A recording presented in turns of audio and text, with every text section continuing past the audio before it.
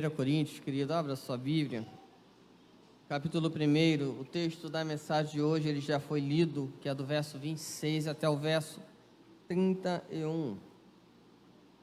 Mas eu gostaria de reler com os irmãos.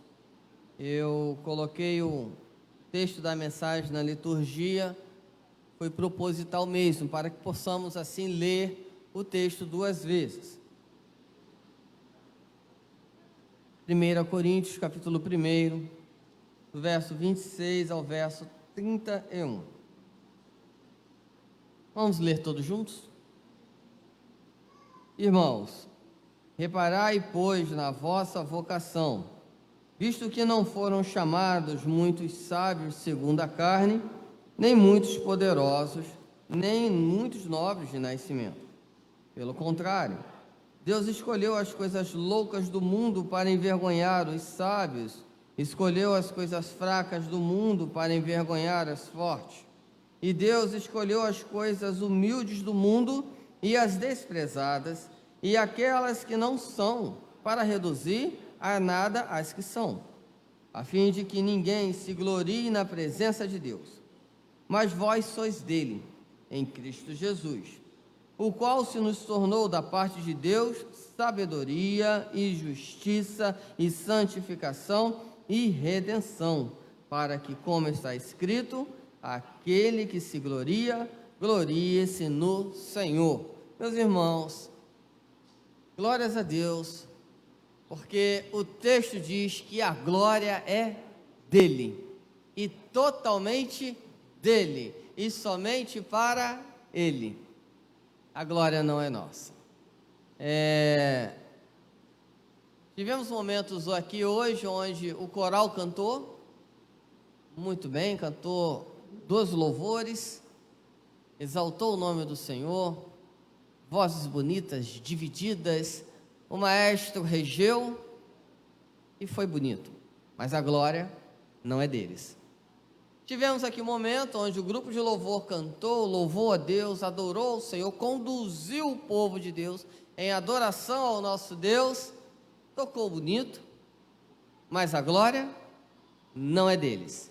Tivemos aqui um momento onde o presbítero Marcos, da direção litúrgica, esteve à frente, e talvez possamos até falar, puxa vida, o presbítero Marcos, homem de Deus, que coisa boa, mas se ele é homem de Deus, a glória não é dele. E agora estou eu nesse momento que irei ministrar a palavra de Deus, iremos fazer assim a exposição da palavra de Deus, do texto lido, e a glória não é minha, a glória não é nossa, a glória é de Deus, e somente dele, e de mais ninguém. A glória não é sua, não é minha, a glória não é da nossa igreja, a glória não é da nossa denominação, a glória é de Deus.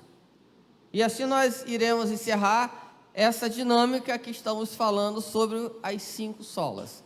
E hoje fechando, dizendo que se nós aprendemos e temos a resposta de que a justificação, ela está contida na palavra, e que essa justificação ela se dá por meio somente de Cristo, pela fé, e essa justificação ela ocorre dessa forma, tudo isso acontece para a glória de Deus, e somente para a glória dele. E hoje nós usamos assim um texto de Paulo aos Coríntios.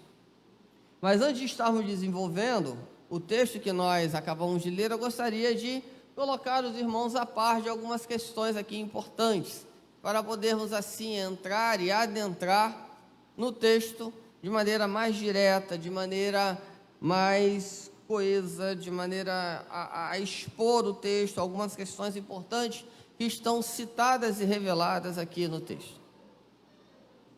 A carta de Paulo aos Coríntios é uma carta muito interessante, porque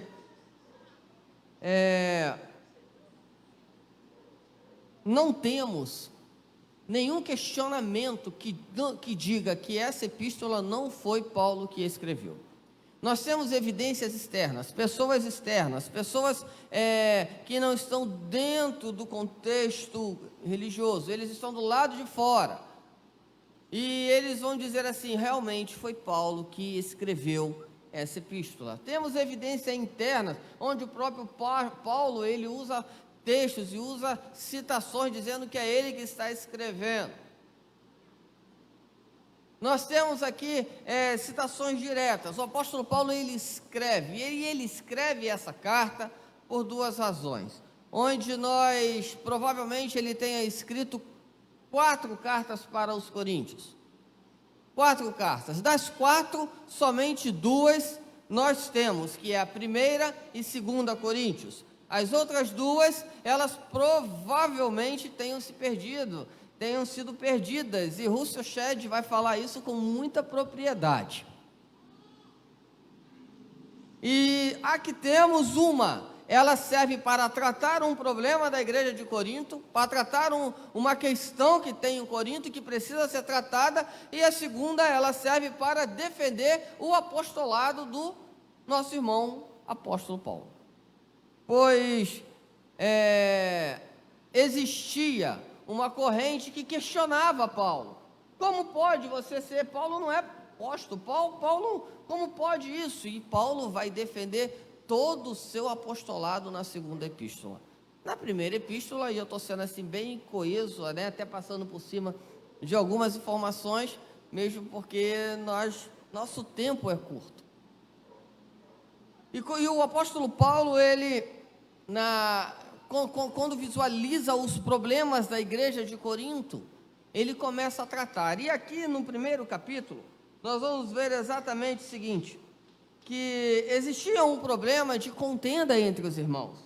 E o apóstolo Paulo, ele vai tratar isso, vai conversar. Nós já lemos os textos anteriores no decorrer do culto de hoje. E o apóstolo Paulo vai ensinar e vai dizer assim para a igreja o seguinte: olha, queridos, é importante vocês tratarem as suas diferenças? É muito importante. Mas tratem entre vocês.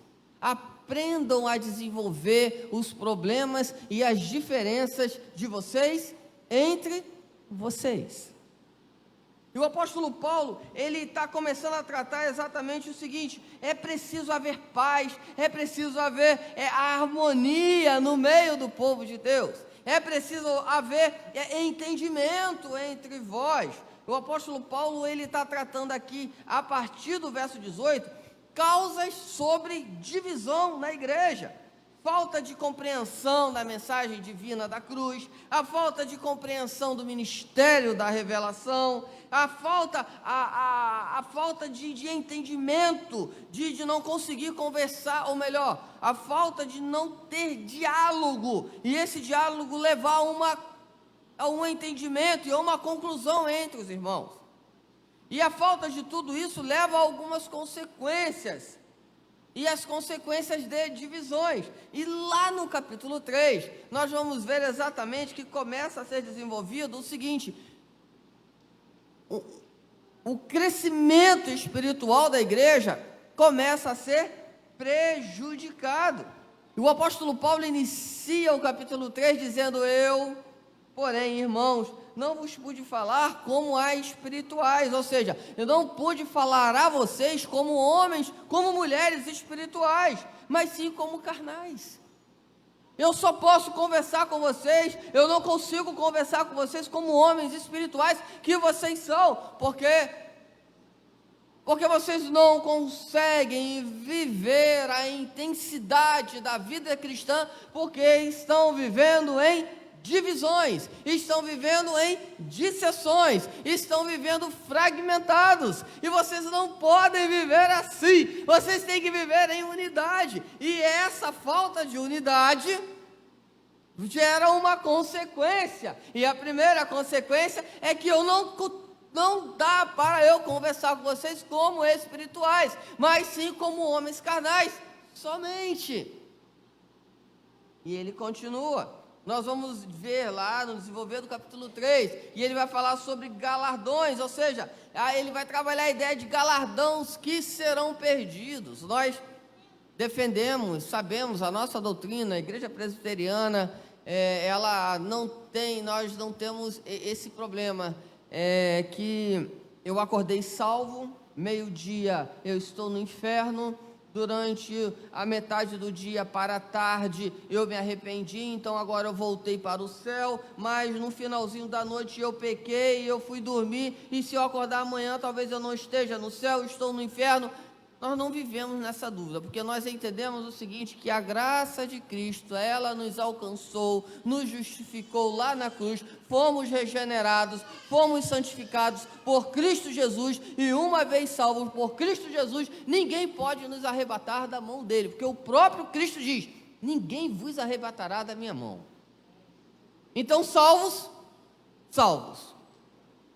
Mas só que dentro da salvação existem duas coisas muito importantes. Uma delas é a santificação. E dentro do processo de vida de santificação existe uma outra, a qual nós iremos herdar lá na glória, que são os galardões. E o galardão, querido, ele pode ser herdado aqui na terra, mas ele pode ser herdado lá na glória. Se você herda ele aqui na terra, não tem por que herdar lá.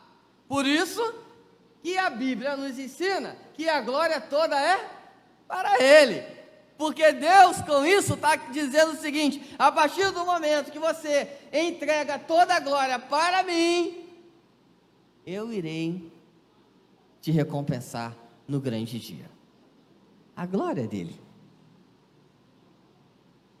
Deus é misericordioso até nisso. Até nisso Ele é bom. E o texto continua, e a epístola vai continuar a falar sobre perda de galardões, sobre o exemplo que Paulo é, porque Paulo ele era aquele paizão, Paulo era amigo, Paulo era aquele companheiro, Paulo era aquele que estendia o braço, aquele que caminhava junto, mas Paulo também era aquele que puxava a orelha na hora que tinha que puxar a orelha. E é por essa razão que Paulo está escrevendo essa epístola. E vai tratar diversos outros problemas. Existe um problema, por exemplo, na igreja de Corinto, que é o problema da ceia. A região de Corinto é uma região portuária, uma região onde tem uma movimentação muito grande de pessoas. Provavelmente o hall de membros da igreja de Corinto, o conselho da igreja de Corinto tinha um trabalho daqueles, um trabalho especial.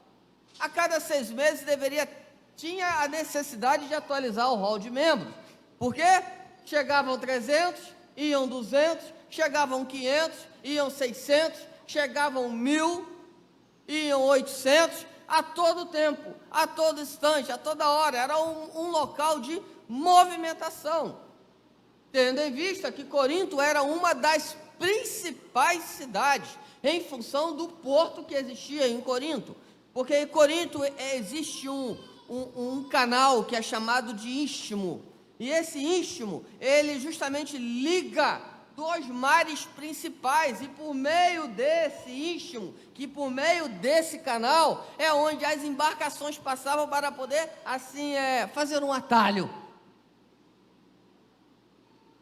E por isso Corinto era tão importante. Mas ao mesmo tempo que Corinto tem essa importância, Corinto também tem uma outra característica, que é uma cidade politeísta. Existem várias religiões. Entre as várias religiões existia um culto a Afrodite, onde os gregos chamavam de Diana. E o culto a Afrodite era aquele culto que vai gerar exatamente aquela questão do corte do cabelo. Nós estávamos conversando isso hoje no carro. Por que as mulheres, que Paulo orienta para que as mulheres não cortem o cabelo? Não é porque cortar o cabelo é pecado, é porque todas aquelas sacerdotisas de Afrodite, elas se prostituíam no templo, e quando elas estavam exercendo a função do sacerdócio a Afrodite, e uma vez se prostituindo, elas tinham que cortar os cabelos, e por isso Paulo fala, não cortem vós os cabelos, por quê? Para que vocês não sejam confundidas com as sacerdotisas de Afrodite, para que vocês não sejam confundidos com as prostitutas. Paulo está tratando e Paulo está ensinando, essas são as características da cidade de Corinto, uma cidade onde ela não é tão elitizada como os gregos. Quando o apóstolo Paulo está na Grécia e está falando com os gregos, o apóstolo Paulo, ele usa de uma retórica, usa de uma linguagem, usa de uma expressão, a qual ela é especial. Por quê? Porque os gregos, eles gostam de ver o conhecimento, trabalhar o conhecimento, aprender, desenvolver, pensar. E o apóstolo Paulo usa essa linguagem, mas com os coríntios, o apóstolo Paulo usa uma linguagem diferente, uma linguagem mais popular, uma linguagem povão, uma linguagem para que as pessoas entendam e compreendam o que ele quer falar, o que ele quer informar, os ensinos que ele deseja aplicar, para que não haja dúvida. E Paulo usa exatamente as questões locais para orientar, usa os problemas locais para orientar. Um outro problema que acontecia era a questão da ceia. Quando o apóstolo Paulo fala, olha, vocês estão errados, a forma como vocês estão ceando está errada. E onde estava o erro? O erro estava na seguinte questão: uma vez que a cidade de Corinto era uma cidade portuária, era uma cidade onde tinham muitos empresários. Assim como existiam muitos empresários, existiam aqueles, hoje nós chamamos de colaboradores. Existiam os colaboradores das empresas, aqueles que contribuíam para o crescimento da empresa. Existiam essas pessoas. E o detalhe é que ambos estão na igreja. E aí nós vamos começar a entrar no texto. Ambos estão na igreja. Ambos estão sentados nos bancos da igreja. No banco da igreja está o empresário, mas está o funcionário dele. No banco da igreja está o supervisor, mas está o supervisionado. No banco da igreja está o gerente da empresa e está aquele que ele acabou de mandar embora. No banco da igreja estão todas essas pessoas. E o que é que acontecia no momento da ceia? Aqueles que eram e tinham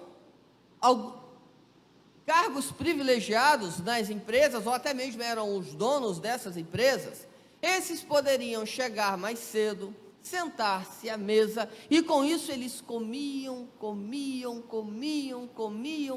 e aqueles que eram mais pobres chegavam depois. E quando eles chegavam depois, praticamente não tinha nada, só tinham as sobras na mesa. E aí Paulo fala, isso está errado, porque isso não é festa do amor.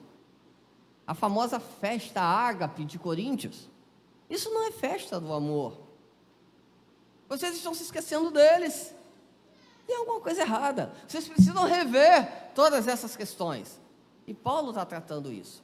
E aí, quando Paulo começa a trabalhar essa ideia, começa a trabalhar esses problemas, ele chega aqui no verso 26.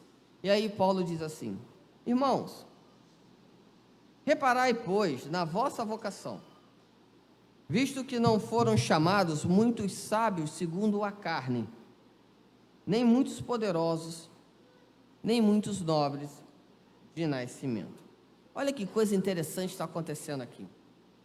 O texto já começa a falar de vocação.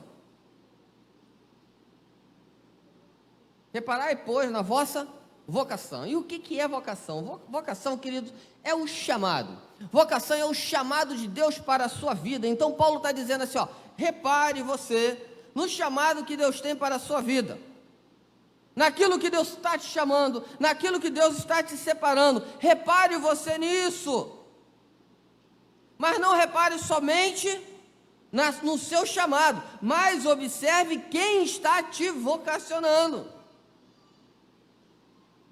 Paulo está tratando isso, ele diz assim: reparai, pois, na vossa vocação, visto que não foram chamados por muitos sábios. Ou seja, eu e você, nós recebemos um chamado de Deus, mas esse chamado não foi por sábios, ele não foi feito por homens especiais na sociedade. Esse chamado não foi feito por aqueles que têm destaque na sociedade. E aí o apóstolo Paulo vem trabalhando a ideia de que tipo de pessoas que Deus vocaciona. logo a seguir. Ou seja, ele está dizendo que nós fomos chamados, nós não fomos chamados por muitos sábios, segundo a carne, por muitos poderosos, nem por muitos de nobre nascimento. E aqui é interessante quando nós olhamos para a continuação do texto, porque o texto fala sobre sábios, segundo a carne, poderosos e nobres de nascimento. E quando o texto fala disso, Paulo está se referindo a 3 tipos de pessoas, a 3 classes de pessoas, exatamente aqueles que têm uma educação muito boa e assim adquiriram um excelente conhecimento cultural. Paulo está falando daqueles que têm poder, daqueles que têm poder financeiro, daqueles que têm poder político, daqueles que têm poder e influência na sociedade. E por fim, Paulo está falando daqueles de nobre nascimento. E quem são os de nobre nascimento? São aqueles que têm o famoso, segundo dizem, aqueles que têm o sangue azul. Ou seja, quem são esses 3 personagens que o texto está falando? Paulo está se referindo aos aristocratas. Paulo está se referindo à classe aristocrata. Paulo está se referindo àquela classe nobre, a nata da sociedade. E aí Paulo está falando exatamente isso, que eu e você fomos vocacionados, mas nós não fomos vocacionados por essa classe aristocrata. Nós não fomos vocacionados por esses homens. Não foram eles que nos chamou. E o que é interessante, e o texto vai continuar a falar, e se não foram eles que nos chamaram, olha o que diz o verso 27. Pelo contrário, Deus escolheu as coisas loucas do mundo para envergonhar os sábios, escolheu as fracas do mundo para envergonhar os fortes, escolheu as coisas humildes do mundo e as desprezadas e aquelas que não são, para reduzir a nada as que são. Se de um lado não foram os poderosos, não foram os segundo a carne, aqueles segundo o conhecimento da carne, não foram aqueles de nobre conhecimento que nos chamaram, do outro lado, Deus também, Ele não chama os poderosos, mas Ele chama os humildes. E quando Deus chama os humildes ao invés dos poderosos, Deus está querendo dizer, sabe o quê?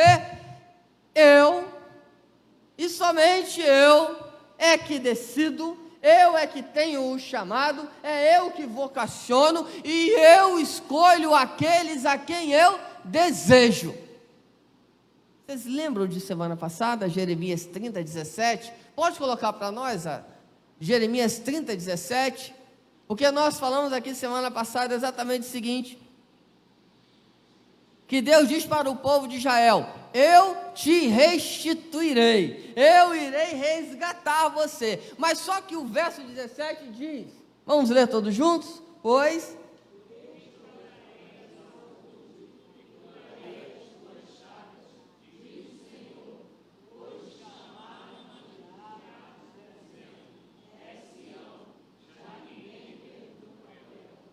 olha que coisa interessante, se juntarmos esse texto com a Epístola de Paulo aos Coríntios, nós vamos ver o seguinte, sabe qual é a preferência que eu e você temos? Nós não temos preferência pelo sujo, pelo mendigo. Quer dizer, a palavra mendigo hoje ela não pode ser dita, é morador em situação de rua, fazendo a devida correção. Nós não temos a preferência por eles, nós não temos a preferência pelo moribundo, nós não temos a preferência por aquele que está numa situação extremamente complexa e complicada, e quando nós vemos alguém na rua, numa situação adversa, parecida como essa, o primeiro olhar que nós temos é botar a mão no bolso, guardar, pode acontecer alguma coisa, o que é um olhar preconceituoso. E aí, o que Deus ensina é exatamente o seguinte, aqueles que foram rejeitados, aqueles que vocês rejeitaram, foram esses que eu chamei. E olha como é grandioso isso. Porque quando nós vemos o chamado nesse contexto, nós estamos falando automaticamente de eleição. Quando nós vemos o chamado dentro dessa linha de raciocínio, nós estamos falando de eleição. E quando nós vemos, e se nós formos fazer um paralelo na sociedade, aquela pessoa bem vestida, de terno, gravata, né, com o melhor terno que possa existir, com o melhor sapato que possa existir, perfumado, com uma bela pasta ao lado, esses são aqueles que a sociedade ama.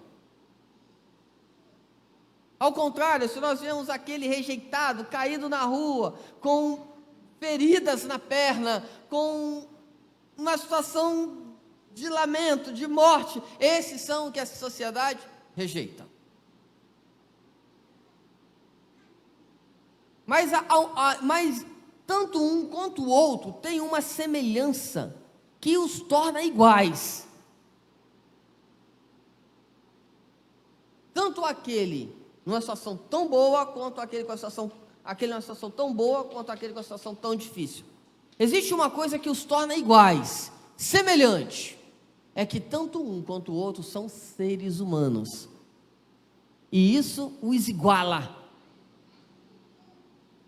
E quando olhamos para o A ou o B, vemos que são seres humanos, são pessoas humanas, e eles são iguais. A mesma coisa é quando Deus olha para nós. Quando Deus olha para nós, Ele vê aquele bem vestido, arrumadinho, bonitinho, e vê aquele maltrapilho.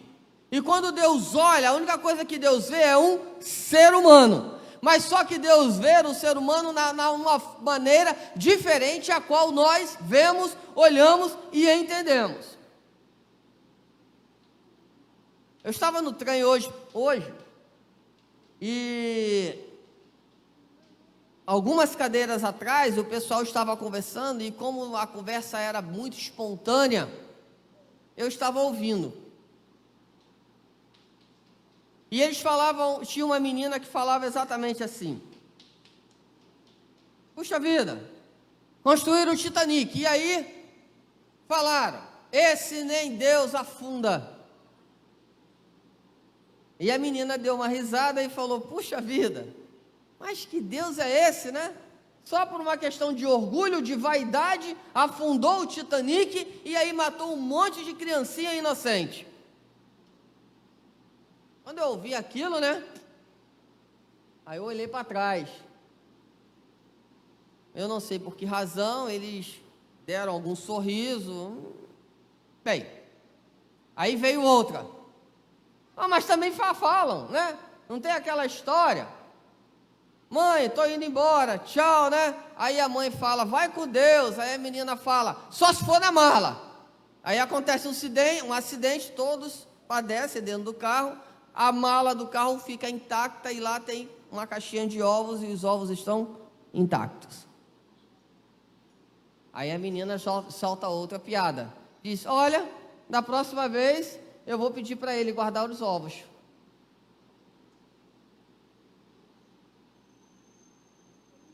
E aí eu pensando naquilo, eu falei, gente, calma aí. Tem alguma coisa errada. Qual é o entendimento que essas pessoas têm de Deus? Ou qual é o entendimento que eles têm, ou a compreensão que eles têm, que Deus tem de nós? E o que mais me chamou a atenção foi quando ela disse que o Titanic afundou e um monte de criancinha inocente morreu.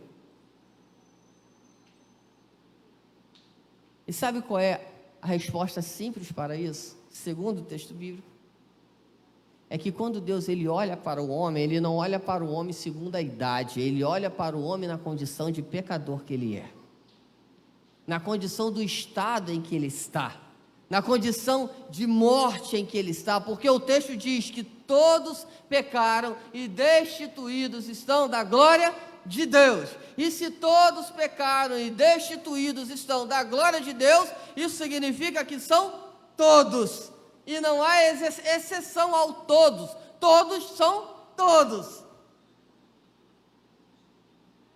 E a graça de Deus é para aqueles a quem Ele olha e fala, eu irei resgatar esse, por causa da minha graça. Tem uma ilustração que Augusto Nicodemos faz, que eu acho muito interessante, para que ele usa para ilustrar a questão da eleição.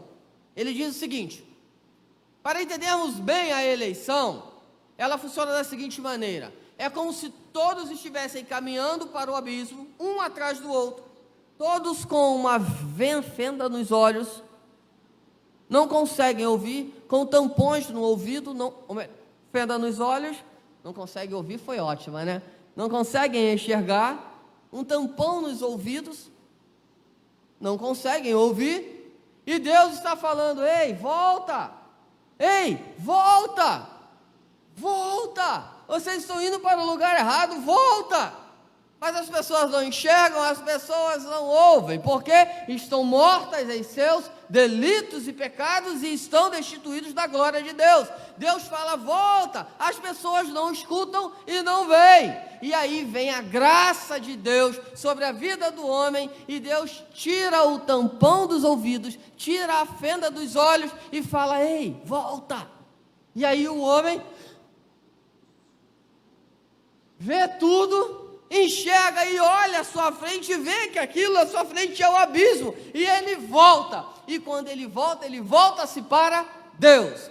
Mas esse voltar-se para Deus não é espontâneo da parte dele, é porque Deus, pela razão particular dele, tirou a fenda e tirou os tampões do ouvido. Isso é eleição.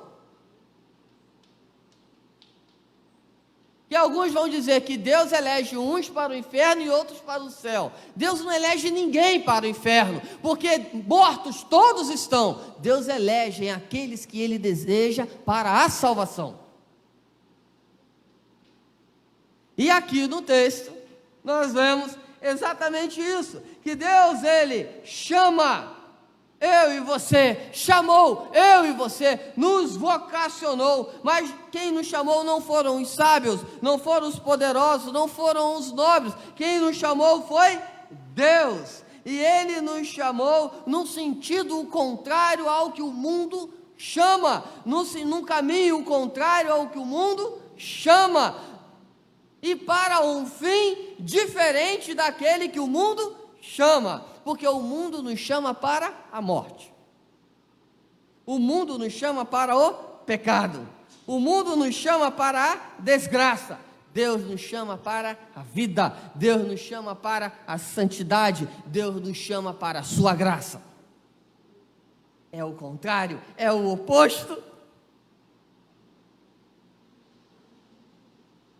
E quando nós observamos que estávamos mortos, éramos pecadores e continuamos pecadores, mas só que agora temos vida em Cristo, nós vamos ver que isso é graça dele, e quando observamos isso, observamos para a glória dele, ou seja, essas escolhas que Deus faz, são escolhas loucas, são as coisas loucas. Olha o que diz o verso 28, e Deus escolheu as coisas humildes do mundo, as desprezadas, e aquelas que não são, para reduzir a nada as que são. Deus, o que Ele faz? Ele vai, querido, trabalhar exatamente a ideia.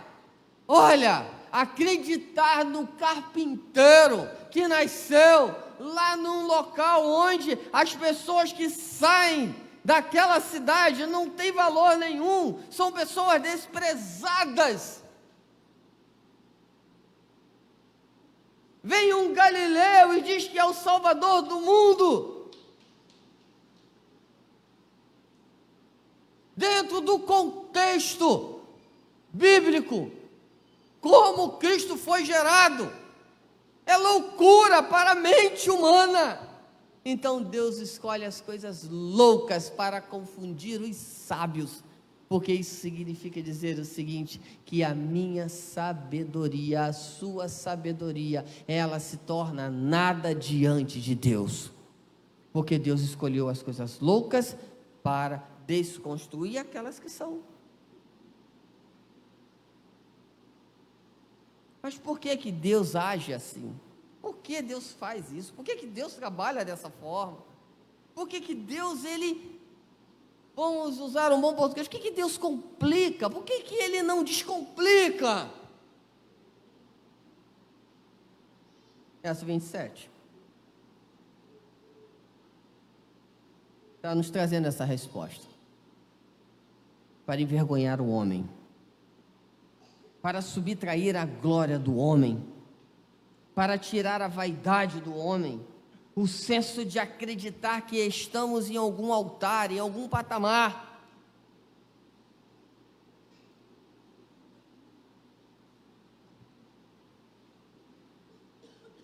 Um exemplo, o grupo de louvor cantou aqui, muito bonito, não foi? Foi bonito, cantaram bem,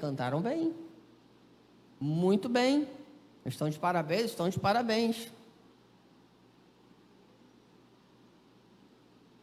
mas só que eu tenho uma notícia, essa é a notícia boa, mas agora eu vou para a notícia triste, que é para a notícia real, é que se vocês trouxerem isso para a glória para vocês estão querendo se colocar no lugar que é de Deus, e isso é pecado, e aí Deus, Ele faz isso, sabe para quê? Para subtrair de nós a vaidade, porque querer trazer essa glória para nós, isso é vaidade, conforme diz o texto, vaidade, tudo é vaidade, porque a glória é dele, meu irmão. E a conclusão que nós temos disso é o verso 29, que diz assim: a fim de que ninguém se glorie na presença de Deus.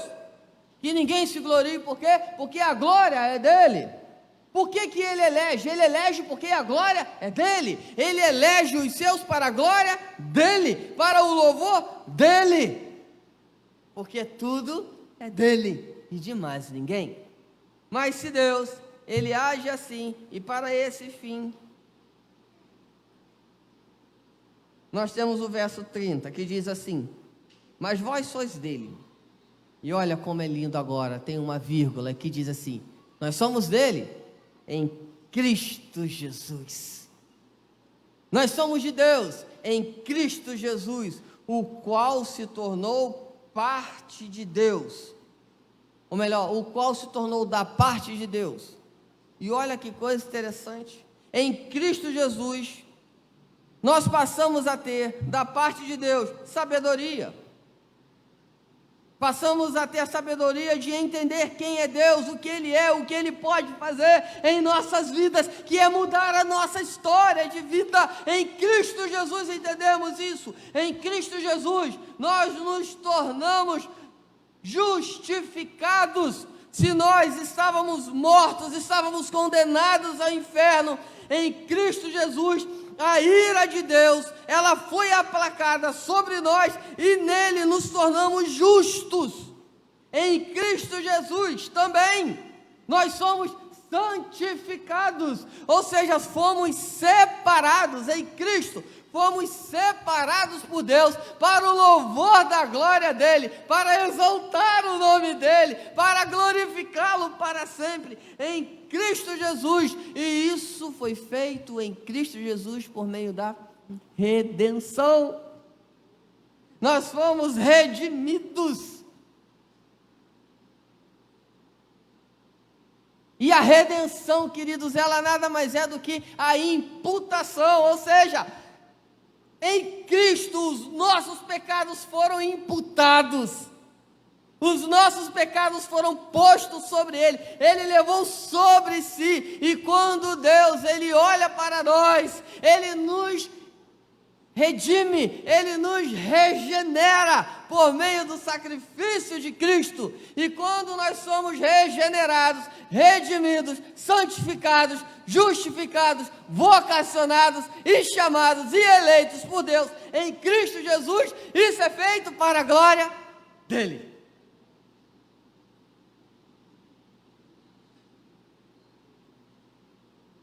Porque Cristo é a nossa glória. A glória não é nossa, a glória é dele. Verso 31. Para que, como está escrito, aquele que se glorie, glorie-se no Senhor. Cristo é a nossa glória. Cristo é a razão da nossa existência. Porque dele, por meio dele e para ele, são todas as coisas. A glória é dele, tudo é dele, tudo é para ele. Se a palavra de Deus nos ensina que nós somos justificados, e é nela que tem esse ensino, essa justificação, ela ocorre somente por Cristo Jesus. E essa justificação ocorre somente por Cristo Jesus, porque é somente na fé em Cristo Jesus que nós podemos ser justificados. E só é possível ter fé em Cristo Jesus, uma vez que a graça de Deus, ela nos alcança. Então, somente pela fé em Cristo e pela graça de Cristo. E tudo isso acontece para a glória de Deus, para que a igreja de Deus se prostre diante dele, olhe para ele, reconheça ele como Senhor e Salvador de nossas vidas, porque nós pecamos, estávamos mortos em nossos delitos e pecados, e uma vez mortos em nossos delitos e pecados, ele planejou, idealizou um plano de salvação para eu e para você. E Cristo nasce, é concebido sob o poder de Pôncio Pilatos. Ele padece, ele morre lá na cruz do Calvário, cravando a lei que existia contra nós, a lei da condenação cravada na cruz do Calvário. E em Cristo nós somos justificados, e ao terceiro dia ele ressuscita. E o sangue dele é suficiente para nos resgatar, mudar a nossa história, sarar as nossas chagas, sarar as nossas feridas. E por meio de Cristo nós somos resgatados, por meio de Cristo nós somos mudados, somos transformados, somos vocacionados, somos santificados para a glória de Deus. Uma vez que ele voltará para buscar a sua igreja, onde a sua igreja reinará com ele em glória. Meu irmão, se você ainda não teve um encontro com Deus, tenha um encontro com Deus, porque é somente Ele que pode te dar salvação. Você que está aqui, você que está na internet nos ouvindo, se você não teve um encontro com Deus, essa é a hora, esse é o momento. É momento de quebrantamento.